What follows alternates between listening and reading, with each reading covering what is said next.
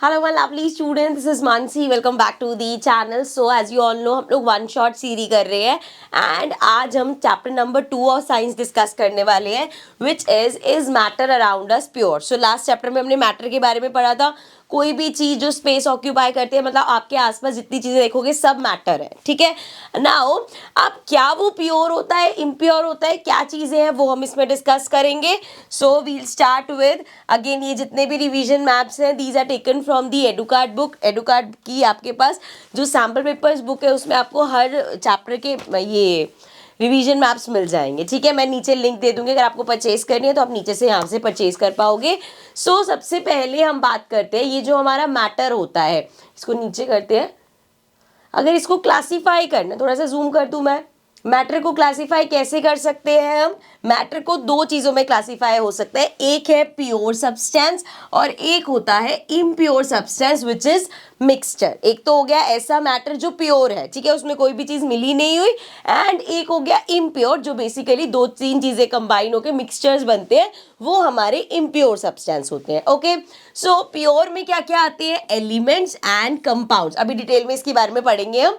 And impure में आते हैं होमोजीनियस एंड हेट्रोजीनियस। अब ये क्या क्या होते हैं डिटेल में पढ़ लेते हैं एक एक करके। So let's get down and सबसे पहले बात करते हैं एलिमेंट्स की। तो एलिमेंट्स बड़ी बेसिक सी चीज़ है केमिस्ट्री में।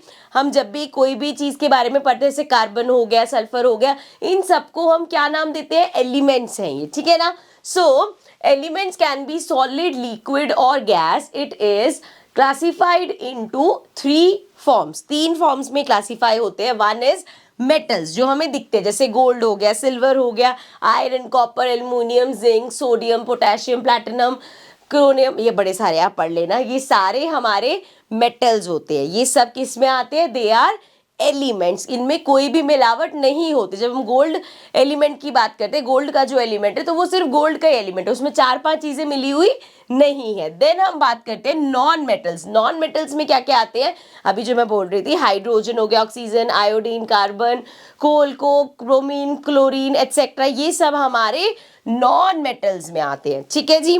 नेक्स्ट है हमारे पास मेटलॉइड्स। मेटलॉइड्स में कौन कौन से होते हैं, मेटलॉइड्स में हमारे होते हैं बोरोन, सिलिकॉन, जर्मेनियम। सो ये सब चीजें आते हैं हमारे मेटलॉइड्स। पर मोटी मोटी बात ये है कि ये सभी क्या है, दीज आर एलिमेंट्स। तो वो सॉलिड फॉर्म में भी हो सकते हैं, लिक्विड फॉर्म में भी हो सकते हैं और गैस की फॉर्म में भी हो सकते हैं, ठीक है। तो ये तो हो गए मेटल्स। अब कंपाउंड्स क्या होते हैं, कंपाउंड्स बेसिकली होते हैं जब हम 2 या उससे ज्यादा मेटल एलिमेंट्स को मिला देते हैं तो कंपाउंड बनता है, ठीक है। So it is a substance made up of 2 और मोर डिफरेंट एलिमेंट्स। अलग अलग एलिमेंट्स का जब हम मिक्स कर देते हैं तो वो बनता है हमारा compound. For example chemically mix in fix proportion, और एक फिक्स प्रोपोर्शन में मिक्स करे जाते हैं केमिकली। ऐसा नहीं कि कोई भी चीज किसी में मिला दी और कंपाउंड बन गया, उनका फिक्स प्रोपोर्शन होता है कि इतना इसका एलिमेंट, इतना इसका एलिमेंट मिक्स करे जाएगा तो ये कंपाउंड बनेगा, ठीक है जी। सो एग्जाम्पल हो सकता है अमोनियम सल्फेट एंड वाटर, ठीक है। So this is a compound. अब बात कर लेते हैं, ये जो 2 चीजें हमने पढ़ी, एलिमेंट्स और कंपाउंड्स, ये हमने पढ़ी प्योर सब्सटेंस में। इसी तरह इम्प्योर सब्सटेंस होता है या मिक्सचर होता है, उसमें क्या क्या आता है। पहला है होमोजीनियस। होमोजीनियस मतलब कि वो मिक्सचर तो है, 2 चीजें मिलाई तो गई हैं लेकिन वो ऐसे मिक्स हो जाते हैं जैसे एक दूसरे में कंप्लीटली घुल गई, जैसे वाटर एंड सॉल्ट या वाटर एंड शुगर। तो क्या होता है, जब आप पानी में नमक मिलाते हैं तो वो पूरा घुल जाता है, तो उस मिक्सचर को हम होमोजीनियस मिक्सचर कहते हैं। सो यूनिफॉर्म कॉम्पोजिशन, तो उसका कॉम्पोजिशन जो होता है वो यूनिफॉर्म होता है, ठीक है। मतलब वो ऐसा लगेगा, आप मतलब उसको डिफ्रेंशिएट नहीं कर पाओगे, पूरा वो मिक्सचर ऐसा लगता है। Example sugar in water, salt in water, sulphur in carbon disulphide, water in alcohol etcetera. So यहाँ पे क्या होता है, ये सारे कंप्लीटली मिक्सअप हो जाते हैं, ठीक है।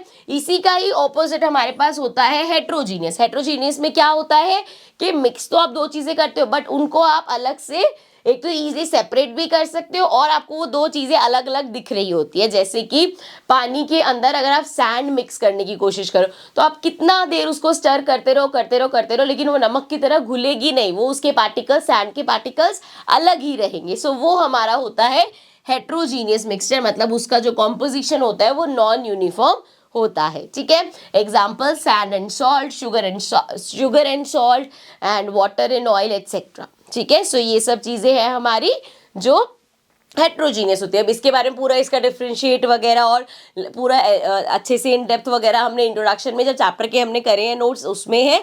अभी हम यहाँ पे इसको सिर्फ रिवाइज कर रहे हैं, ठीक है ना। चलो सो इसको जूम आउट कर देते हैं। सो क्लासिफिकेशन में हमने ये 4 चीजें देख ली। सबसे पहले हमने देखा था प्योर सब्सटेंस, और प्योर सब्सटेंस में हमने देखा एलिमेंट्स और कंपाउंड्स। फिर हम आए इम्प्योर सब्सटेंस मतलब मिक्सचर्स पे, उस पे हमने देखा होमोजीनियस और हेट्रोजीनियस, ठीक है जी। चलो अब वापस चलते हैं। सो ये सारा हमने कवर कर लिया। अब हम बात करते हैं फिजिकल चेंज और केमिकल चेंज। फिजिकल चेंज क्या होता है और केमिकल चेंज क्या होता है, इस पे मत जाना, यहाँ पे कुछ अभी एरर्स है वो मैं ठीक करा दूंगी।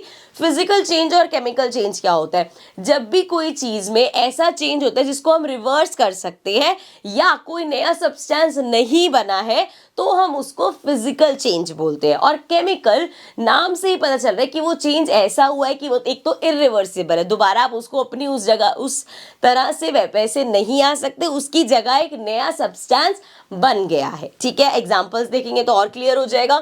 सो फिजिकल चेंजेस में आते हैं क्रशिंग अ कैन। जब आप एक कैन को क्रश करते हो तो बेसिकली आप उसका शेप साइज वगैरह चेंज कर रहे हो। ऐसा नहीं है कि कैन को क्रश करके एक नया प्रोडक्ट बन गया। हाँ, अगर उसको पूरा मेल्ट करके आपने दोबारा किसी चीज में फॉर्म किया है तो आप कह सकते हो, बट अभी जब आप सिर्फ क्रश कर रहे हो तो that is a physical change. Melting an ice cube, एक आइस क्यूब मेल्ट हुआ दोबारा से फ्रीज हो सकता है।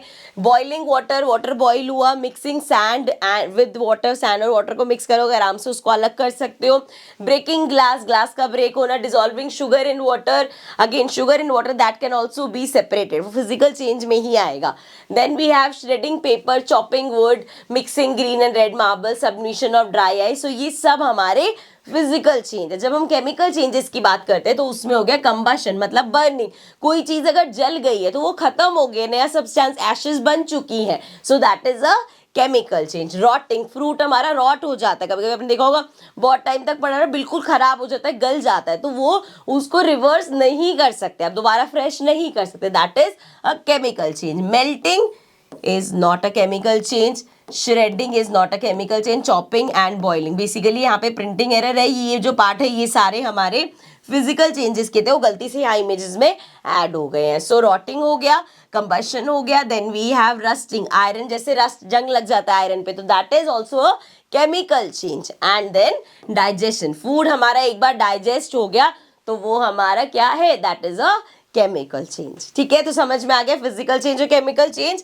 अब आ जाते हैं नेक्स्ट टॉपिक पे विच इज सॉल्यूशंस। अब ये सॉल्यूशंस क्या होता है, सो सॉल्यूशन बेसिकली 2 चीजों से बनता है, one is solute and one is solvent. जिसका मतलब है कि जब आप कोई सॉल्यूट मतलब कोई मिक्स होने वाली चीज किसी सॉल्वेंट में डालते हो तो दोनों जो मिक्स होके बनते हैं उसको हम बोलते हैं सॉल्यूशन। जैसे कि लेट्स सपोज आपने लिया शुगर एंड उसमें उसको वाटर में मिक्स कर दिया। अभी शुगर और वाटर का जो मिक्सचर है उसको हम बोलेंगे सॉल्यूशन, एंड जो शुगर है जिसको मिक्स करा गया है दैट इज आर सॉल्यूट, ठीक है, जिसको मिक्स किया गया है, दिस इज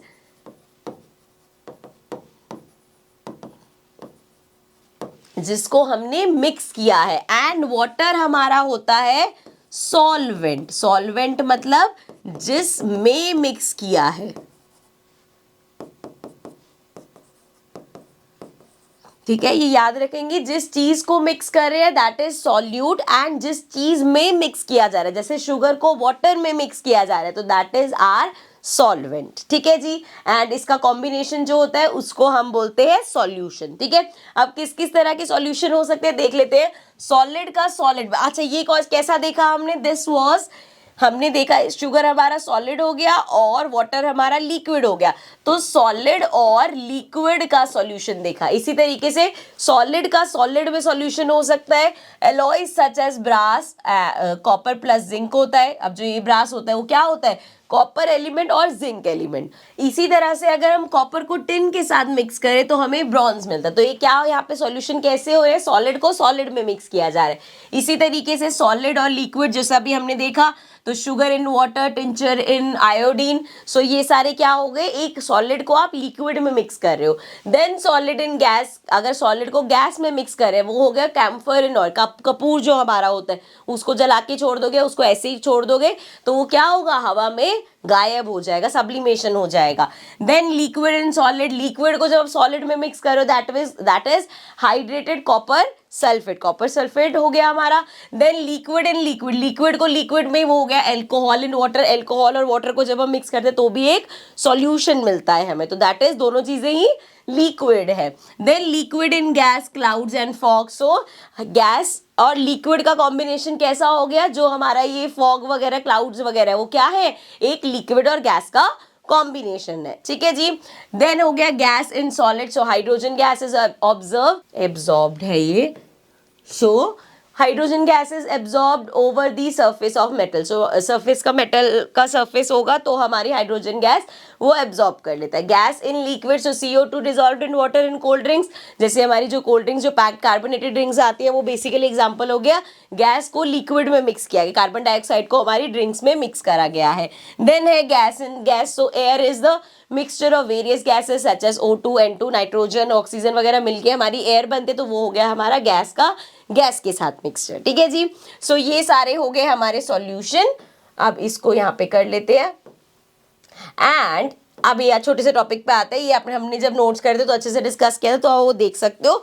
ये basically concentration of a solution, एक सॉल्यूशन का अगर कंसंट्रेशन निकालना है तो कैसे निकालेंगे, 3 तरीके हमारे पास होते हैं। मास बाय मास परसेंटेज, जिसमें हम जो हमारा सॉल्यूट है उसका मास लेंगे, अपॉन में मास ऑफ सॉल्यूशन लेंगे, इनटू में 100 कर देंगे। एक है तरीका मास बाय वॉल्यूम का, जिसमें अगेन हम सॉल्यूट का मास लेंगे एंड नीचे अपॉन में वॉल्यूम ऑफ सॉल्यूशन, सॉल्यूशन का कितना वॉल्यूम है वो लेंगे, इनटू में 100 कर देंगे। एंड लास्ट है वॉल्यूम बाय वॉल्यूम परसेंटेज, जिसमें हम सॉल्यूट का भी वॉल्यूम लेंगे एंड सॉल्यूशन का भी वॉल्यूम लेंगे एंड दोनों को डिवाइड करके मल्टीप्लाई कर देंगे 100 से। तो यहाँ से जो भी परसेंटेज आएगी that is going to be the concentration of a solution, ठीक है। ये हमने इस टाइप के क्वेश्चंस भी थोड़े बहुत करे थे, वो आप देख लेना in depth. Okay, so now what is suspension. अब ये सस्पेंशन क्या होता है, अगेन ये भी हमारे आगे सॉल्यूशन के ही पार्ट्स है। सो लास्ट 2 चीजें पड़ी है बची है हमारे पास, one is suspension and one is colloidal solution. तो एक ही करके डिस्कस कर लेते हैं। सबसे सस्पेंशन हमारा क्या होता है, it is a heterogeneous combination, एक हेट्रोजीनियस कॉम्बिनेशन। हेट्रोजीनियस कॉम्बिनेशन कैसा होता है, जैसा हमारा होमोजीनियस होता है जो पूरा यूनिफॉर्म होता है, हेट्रोजीनियस नॉन यूनिफॉर्म होता है, मतलब उसको हम नेकेड ऐसे भी देख सकते हैं कि 2 चीजें अलग अलग सेपरेट होकर उसमें पड़ी हुई है। So it is a heterogeneous combination, then solute particles do not dissolve. So जो solute के particles है, solute particles मतलब जैसे ये हमारा, जैसे हम बात करते हैं सॉल्वेंट है जिसमें डिसॉल्व करते हैं एंड सॉल्यूट जिसको डिसॉल्व करते हैं, तो जो भी हमारा यहाँ पे सॉल्यूट होगा जब आपने उसको यहाँ किसी सॉल्वेंट में डिसॉल्व किया तो इसके पार्टिकल्स पूरी तरह से डिसॉल्व नहीं होते। Then stay suspended in the medium's bulk, so ये सस्पेंडेड रहते हैं मीडियम, ये जो मतलब पूरा जो बल्क आपका तैयार होगा उसमें वो सस्पेंडेड रहते हैं। एग्जांपल देख लो, मिक्सिंग फ्लोर इन वाटर, आटे को पानी में मिक्स करके देख लो, उसके पार्टिकल्स आपको दिखते रहेंगे। मडी वाटर जैसा होता है, chalk water, smoke coming out of chimney, so ये सारे हमारे एग्जाम्पल हो गए सस्पेंशन के, ठीक है। देन बात करते हैं कोलॉइडल सॉल्यूशन। कोलॉइडल सॉल्यूशन में क्या होता है, क्लासिफिकेशन ऑफ कोलॉइड्स। तो इसके 2 फेजेस होते हैं, जैसा हमारा बेसिकली सॉल्यूट और सॉल्वेंट पढ़ा ना हमने उसी तरीके से है। एक होता है disperse phase, the scattered particles और solute like components of a colloid. So solute like components मतलब जिस चीज को डिसॉल्व किया जा रहा है। And dispersion medium, the dispersion medium कौन सा हो गया, जिस चीज में डिसॉल्व किया जा रहा है। The substance to which the solute like particles are added. So dispersion medium हमारा हो गया जिसमें डिसॉल्व किया जा रहा है एंड डिस्पर्स फेज हो गया जिस चीज को आप लाके डिसॉल्व कर रहे हो, ठीक है। I hope this is clear. So ये सभी टॉपिक्स के हमने एक आप कह सकते हो इन शॉर्ट रिवाइज किया है। इसके अलावा इन डेप्थ आपके पास सारे नोट्स है। सो दिस वाज, इनको आपने ये 1 शॉट का नाम दे रखा है, these are just for revision. ऐसा नहीं है कि इसमें आप कहोगे एक एक चीज आपकी पूरी कवर हो गई। अगर आपको फुल फ्लेज चैप्टर आपने बिल्कुल नहीं किया तो चैप्टर के इंट्रोडक्शन एक एक टॉपिक हमारे पास है जिसको मैंने अच्छे से एक्सप्लेन किया हुआ है, तो वो आप नोट्स विजिट कर सकते हो। Now I will see you all in the next video. Till then take care and bye bye.